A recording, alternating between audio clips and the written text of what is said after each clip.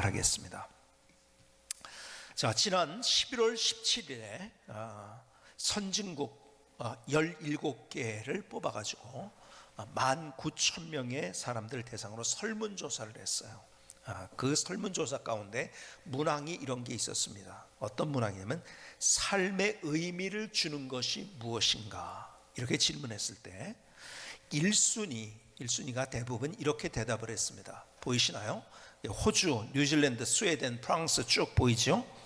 대부분이 뭐가 1순위라고 대답을 했습니까? 네, 가족이라고 대답을 했어요. 그런데 유일하게 다르게 대답한 나라가 있죠. 우리 독특한 나라입니다. 어느 나라입니까? 맨 밑에 대한민국. 뭐라고요? 물질적 풍요. 이것이 1순위였었어요. 소유라는 것이죠. 물질적 풍요. 많은 사람들이 대부분의 나라에서 1순위로 다 대답을 했는데 우리는 그 다른 나라에서 대답하는 1순위가 3순위로 가 있죠. 그래서 3순위에 보면은 한국은 가족이 3순위예요. 그렇죠? 뭐 직업도 있고 친구도 있고 건강도 있고 물질적 풍요, 사회, 뭐 취미 여러 가지가 있는데 그중에 우리는요 물질적 풍요가 1위고 그 다음에 대부분의 1위로 뽑았던 것을 3위로 갖고 2위는 건강입니다.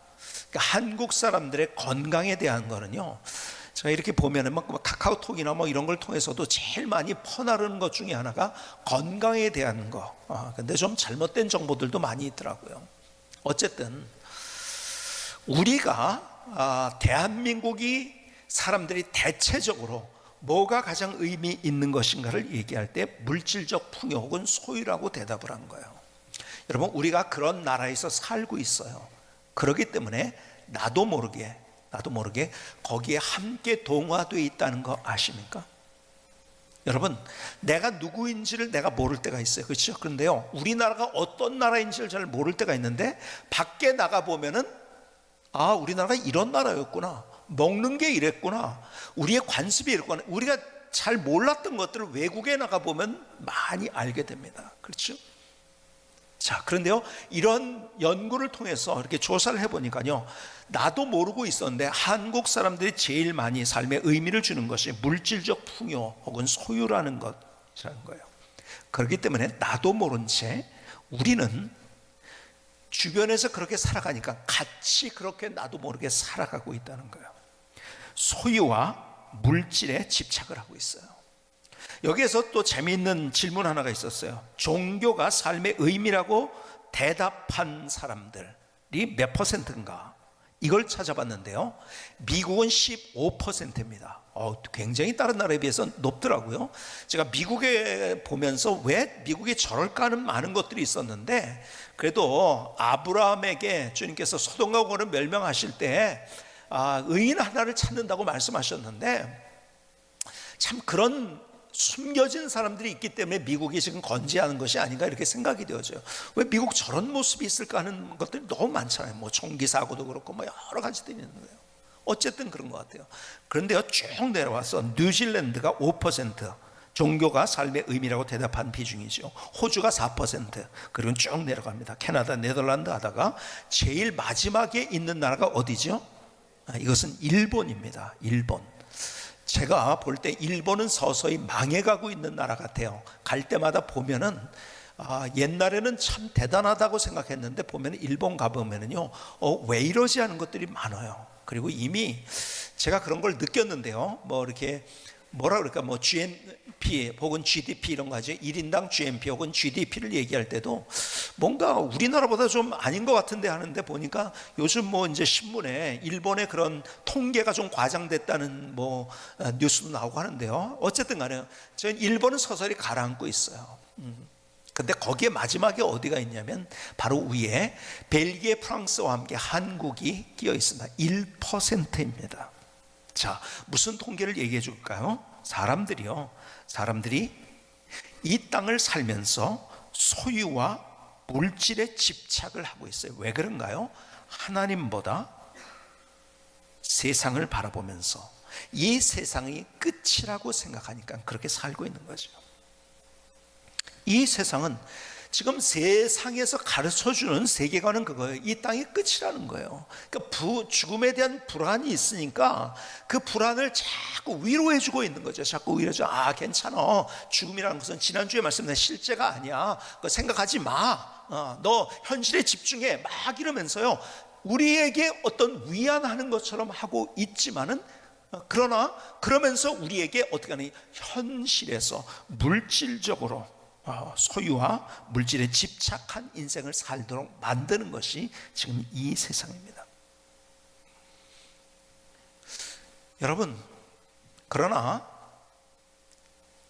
지난주에 말씀드린 것처럼 여러분, 하나님은 우리의 삶의 문제가 무엇인지를 정확하게 얘기를 해요. 다른 종교에서는 이런 정확한 얘기를 못합니다. 그렇죠? 그냥 불교에서는 고통의 문제 그냥 위로하고, 야, 생각하지 마, 네 마음을 장을 정돈하면 돼, 이 정도밖에 못해요. 위로를 못하는 거죠. 지난주에 말씀드린 우리의 결정적인 문제가 죄의 문제라는 것을 주님께서 말씀하세요. 계속 성경은 이것을 창세기서부터 요한계시록까지 얘기하고 있는 거예요. 그렇죠? 여러분, 다시요, 환자가 왔어요. 뭐가 원인인지를 찾아야지 고치잖아요. 근데 원인을 모르지, 괜찮아, 뭐 내일 자고 나면 괜찮을 거야, 그냥 오늘 그냥 있는 그대로 살아, 이러면 안 되는 거잖아요. 그렇죠? 우리의 문제가 뭔가를 이야기하면서 죄의 문제다, 그리고 죄의 문제 가운데서 우리가 스스로 해결할 수 없는 문제에 대해서 하나님께서 우리에게 해결책까지 마련해 주신 거예요. 예수님의 십자가의 보혈로 우리가 죄의 문제가 해결되어지고, 그리고 우리에게 천국과 영생을 주셨다고 말씀하십니다. 지난주에 말씀드린, 그래서 우리는 뭐죠? 하나님의 나라, 천국의 시민권을 가진 천국 시민이라고 말씀하셨어요. 근데 그 천국이 뭔가? 오늘 본문은 이렇게 이야기합니다. 마태복음 13장 44절, 천국은 마치 밭에 감추인 보화와 같으니 사람이 이를 발견하는, 숨겨두고 기뻐하며 돌아와서 자기의 소유를 다 팔아 그 밭을 사느니라. 무슨 말인 것 같아요? 천국이 얼마나 대단한 건지 아십니까? 이것은 우리가 뭘 해도 얻을 수 없는 거예요. 자, 보세요. 나폴레옹이, 아니면 시저가, 아니면 알렉산더가, 여러분 그 당시 역사를 호령했던 사람의 능력이 있었죠. 그들은 영웅이었습니다. 전 세계를 정복했어요. 그들이 가진 능력으로 천국을 소유할 수 있나요? 안 되는 거예요. 여러분, 우리가 얻을 수 없는 그 천국을 하나님께서 주셨어요. 그래서 천국을 비유하면서 뭐라고 말씀하시면, 있는 모든 소유를 팔아서 그 천국을 소유하는 것이라고 이야기를 합니다. 여러분, 있는 소유를 다 팔아서 천국을 소유한다는 말이 무엇일까요? 여러분, 이 안에 담겨진 여러 가지 의미가 있지만 그 중에 중요한 것은, 우리가 소유보다 중요한 것이 있다. 소유보다 중요한 것이 있는데, 그것은 하나님이 우리를 영적인 존재로 창조하셨기 때문에 우리가 그 영적인 것이 가치 있다고 생각하면서 인생을 사는 것이다. 소유가 가치가 있는 것이 아니라, 소유는 숫자입니다. 숫자가 가치가 있는 것이 아니라 바로 영적인 것이 가치가 있다는 말씀을 우리에게 말씀해 주고 있는 거예요. 근데 세상은 자꾸 소유를 얘기합니다. 여러분, 우리가 여기에 자꾸 동화가 되고 있어요. 자, 얼마 전에, 몇 년 됐죠? 몇 년 전에 이 서울역 게시판에 이렇게 사람들에게 그 투표를 해가지고서 좋은 글씨를 응모해가지고서 그것을, 글을 거기다가 이렇게 해놨는데, 그 중에 하나 이런 글이 있었어요. 보이니 내 안에 눈부심. 멋지죠, 말이. 보이니 내 안에 눈부심. 여러분, 너무 멋진 말인데요, 사람들이 이 멋진 말의 의미를 제대로 모르고 있어요. 자, 보세요. 사람들이 살아가는 방식은 먼저 보이니 내 밖에 눈부심이에요. 그렇죠? 보이니 내 밖에, 얼마나 소유했느냐, 얼마나 좋은 것을 가졌느냐, 얼마나 많이 가졌느냐, 얼마나 높아졌느냐, 겉에 있는 것을 눈부시게 만들어 가지고 만족을 누리고 행복이 무엇인지를 쫓아가려는 그런 세상 가운데 살아가고 있어요. 그런데 보이니 내 안에 눈부심이라는 말을 제대로 이해를 할까요? 여러분, 하나님이 우리를 창조하셨는데 우리를 하나님의 형상으로 창조하셨다, 이것만 해도 얼마나 대단한 것입니까? 그런데 우리가 죄로 말미암아 내가 내일이 없어요. 하나님과 원수되었어요. 근데 그 죄의 문제를 해결했어요. 어떻게 해요? 목숨 걸고 우리를 사랑하셨어. 그러니까 내가 얼마나 귀한 존재라는 것. 여러분, 내가 나를 생각하는 것, 나를 어떻게 생각하는 건지 모르겠어요. 여러분들이 여러분들을 생각하는 것보다도 100배, 1000배, 10,000배 아니 셀 수 없이 하나님이 여러분들을 사랑하시고 그래서 여러분들을 위해서 목숨까지 주셨다는 사실인 거예요. 그래서 우리 안에 눈부심이 있는 거예요. 여러분, 물질적인 잣대를 가지고 보는 인생은요, 그 눈부심을 모릅니다. 근데 사람들은요, 그 소유에 헐떡이면서 인생을 살아가고 있어요. 여러분, 제가 목회를 처음 시작하면서 얼마 안 되었을 때 힘들었죠. 그 당시 계셨던 분도 계신가, 사례금도 잘 못 받고, 전 사실 제가 물질적으로 사실은 빚으로 인생을 살았어요. 왜? 돈이 없으니까요. 빚으로 지하에 살았어요. 사택을 구하기 위해서도 빚을 내야 됐고요. 모든 것을 하기 위해서 빚을 내야 됐었어요. 근데요, 좋은 교회에서, 미국에 있는 한 교회에서 저를 오라고 하는 거예요. 부흥회를 하라고 하는 거예요. 부흥회를 하라고. 그런지 알고 제가 가서 미국 집회를 갔는데요, 이게 웬일입니까? 그 교회에서 저를 담임 목사로 결정을 한 거예요. 그 교회는 너무 좋은 교회, 그 당시에. 여러분, 그 교회는 그냥 교육관 이 정도만 있는 거예요. 자기 본당이 있고 교육관이 있는 정도가 아니라 체육관까지 있는 너무 좋은 교회예요.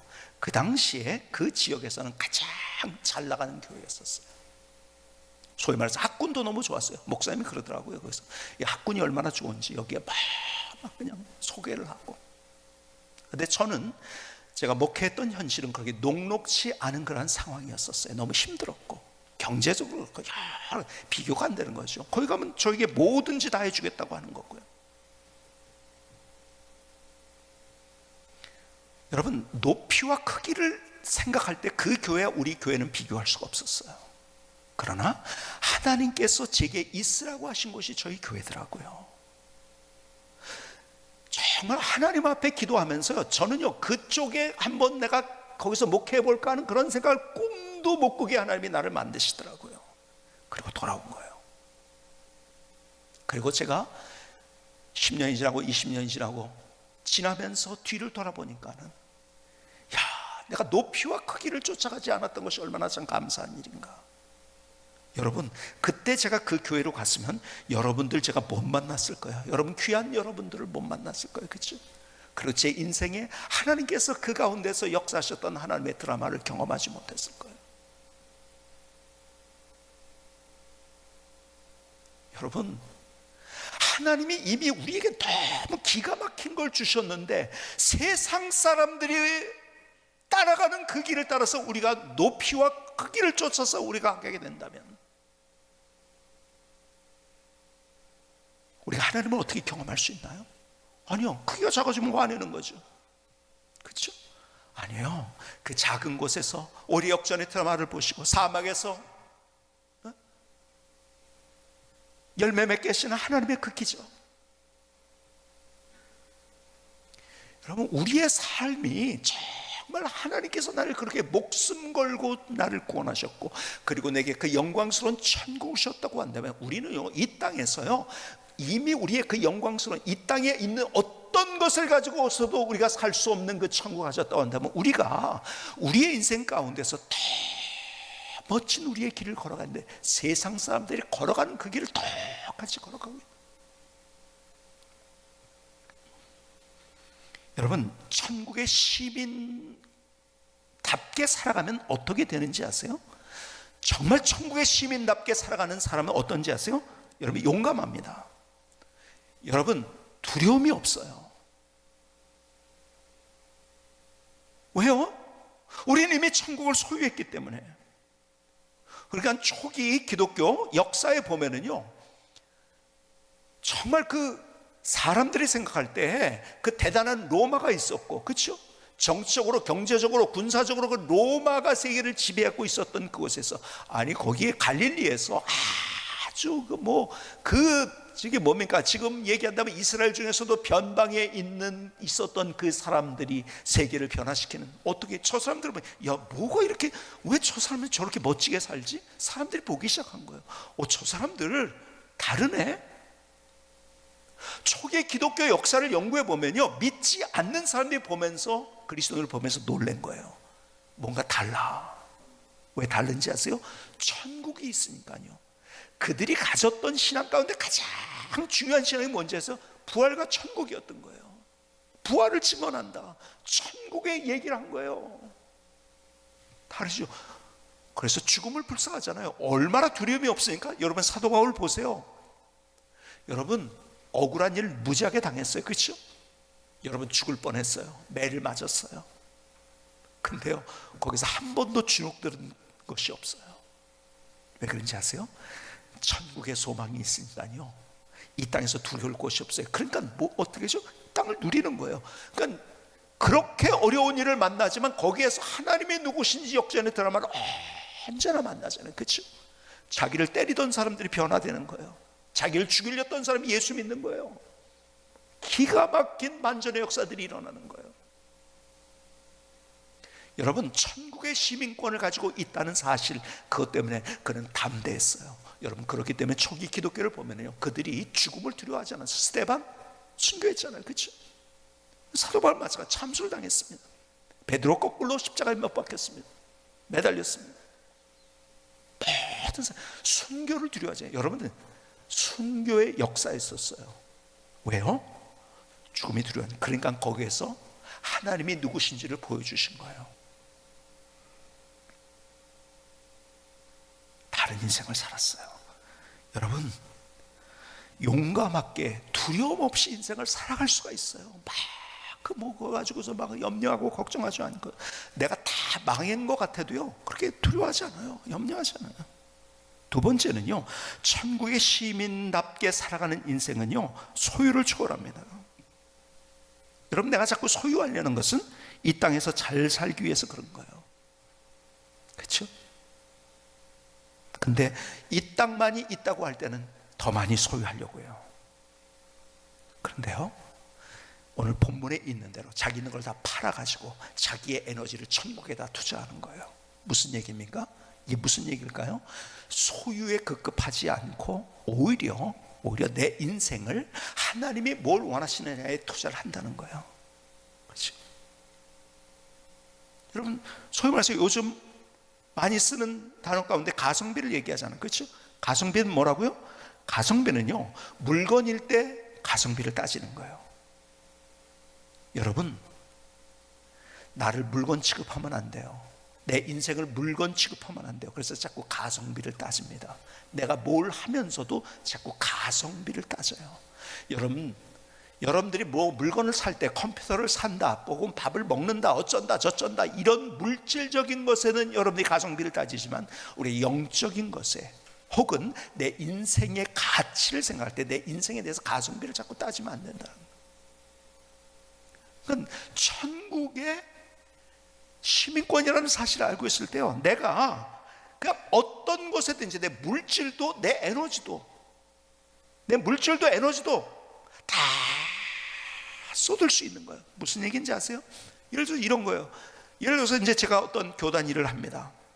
교단에서 정말 보니까는 이 한쪽이 이게 무너지려고 하는 거예요. 그걸 무너진 것을 다시 세우려고 한다면 거기에 내 에너지가 들어가겠죠. 그렇죠? 물질이 들어가요. 야 이걸 이렇게 해서 이걸 무너진 것을 우리가 이렇게 세워야 된다 하면 또 이해하는 사람도 없어요. 혼자서 그 일할 때 누가 알아주는 사람 있나요? 아무도 없어요.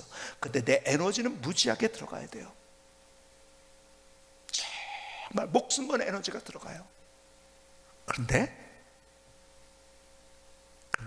하나님의 나라를 소유하고 있기 때문에 내가, 그래서 그 에너지가 들어가고 내 물질이 사용되어지고, 그리고 다른 사람이 안 알아준다 할지라도 거기에 가성비를 따지지 않고 그 일을 할 수 있더라고요. 그런데요 기가 막힌 건 그럴 때마다 하나님의 드라마가 만들어진다는 사실인 거예요. 하나님의 드라마가. 그러니까 홍정일 목사의 아버님에게 사람들이 그런 얘기를 했대요. 그 아이 좀 잘 키우려면 미국 이민 가시라, 이민 갈 수가 있었어 가지고서 이민 가시라고 그랬대요. 내가 왜 이민을 가냐 그러다가 아들이 취직도 안 되고 이런 걸 보면서 이민을 가기로 결정을 하신 거예요. 그리고 그 동생이 20살, 옥하는 목사님과 20살 차이가 나는 아주 굉장히 아랫 동생이죠. 가는데 거기 이민을 가가지고 대학을 다시 공부했는데 컴퓨터공학과를 나왔고, 그리고 사람들이 그 당시에 가고 싶어 했던 선망의 대상이었던 직장 벨 연구소에 취직을 했대요. 그래서 그랬대요. 너 굉장히 이렇게 실력이 있는지 몰라. 어떻게 미국 가서 공부를 해서 그것도 사람들이 가고 싶은 그런 벨 연구소에 들어갈 수가 있었냐 그랬더니 자기 실력이 아니래요. 그러면서 하는 얘기가 미국 시스템이었대요. 그 무슨 얘기야? 미국의 어떤 회사에 들어가 그 당시에 유색인종에게 주는 티오가 있었고, 그 다음에 장애를 가진 사람에게 주는 티오가 있었대요. 그것 때문에 자기가 갔대요. 자기 실력이 아니래요. 그러고서 거기서 이제 직장생활을 한 거죠. 그러다가 40대 후반이 돼서 하나님께서 내가 가진 능력보다, 내가 가진 정말 재능보다 더 멋지게 나의 인생을 인도하신 하나님, 너무 감사한 거예요. 하나님이 마침내 내가 천국에서 하나님을 만나게 될 때 이분이 그러면 내 인생의 후반부를 어떻게 살 것인가를 생각하다가 그 좋은 직장을 그만두고 위클리프 선교회로 간 거예요. 위클리프 선교회는, 여러분, 위클리프라는 사람이 처음으로 영어로 성경을 번역한 사람이지. 그래서 그 선교에 들어가서 내가 아직도 미전도 종족, 그냥 복음이 들어가지 않고 성경이 없는 종족들에게 성경을 번역해주는 그 일을 도와주겠다 해가지고 거기에 들어가가지고 얼마나 기가 막히게 일을 했는지요. 그 위클리프 선교에 많은 선교사님들이 몇십 년 동안 지나갔는데요, 거기에서 가장 뛰어나게 사역의 열매가 있었던 사람. 너무 많은 간증들이 있더라고요. 너무 많은 간증들. 여러분, 제가 말씀드린 것은 그래서 다 여러분이 선교사가라는 것이 아니고 뭐 사업을 때려치라는 그런 얘기 아니에요. 하나님이 내게 부르신 그곳에서 내가 천국 시민이라는 것을 생각하면서 내 인생을 살아갈 때, 여러분, 내 능력을 뛰어넘어서, 내 가진 소유를 뛰어넘어서, 내가 가진 어떤 재능과 경험을 뛰어넘어서 하나님께서 우리의 길을 인도해 주신다고 한다면, 여러분, 나는 이 땅을 오히려 더 멋지게 누릴 수 있다는 거예요. 여러분, 세상 사람들이 붙잡는 것, 오늘 본문에 있으니까 그것을 놓으라는 거예요. 사람들은 그런 거 붙잡고 있다. 그걸 놓고, 그리고 천국의 시민답게 살면은 다른 인생이 만들어진다는 거예요. 여러분, 하나님 믿으면서도 하나님을 경험하지 못하는 인생이 아니고, 여러분, 하나님을 경험하는 인생, 그래서 이 땅에서도 하나님을 경험하고 이 땅을 누리는 인생 살아야 되잖아요. 여러분, 간증 있는 삶을 살아야 되잖아요. 여러분, 우리가 다시 처음으로라는 이 표를 만들었어요. 그렇죠? 다시 처음이가 뭐예요? 처음에 우리가 얼마나 사실은 천국을 소유했다는 것 때문에 우리가 어렸을 때, 아니면은 옛날에 우리의 신앙이 어땠습니까? 용감했어요. 그리고 소유에 연연하지 않고 가성비를 따지지 않았어요. 그렇죠? 근데 언제부터인가 우린 재기 시작했어요. 자를 가지고 재기 시작했어요. 이만큼이면 내가 이렇게 되고, 이만큼이 이렇게 되고. 그러면은 거기에서 하나님께서 역사하실 수 있는 여지가 없어지는 거죠. 그렇죠? 오늘 하나님께서 우리에게 말씀하십니다. 천국 시민권을 가진 천국 시민이라고 한다면 시민답게 살아라. 그러면 내가 누군지를 더 경험하게 될 것이다. 오늘 주님께서 우리에게 주시는 메시지입니다. 오늘 주님께서 우리에게 말씀하세요. 천국이 있는 사람은 진정으로 이 땅을 누릴 수 있다. 오늘 주님의 음성을 들을 수 있기를 주님의 이름으로 축복합니다. 김승희 선교사님의 찬양을 들으시겠습니다.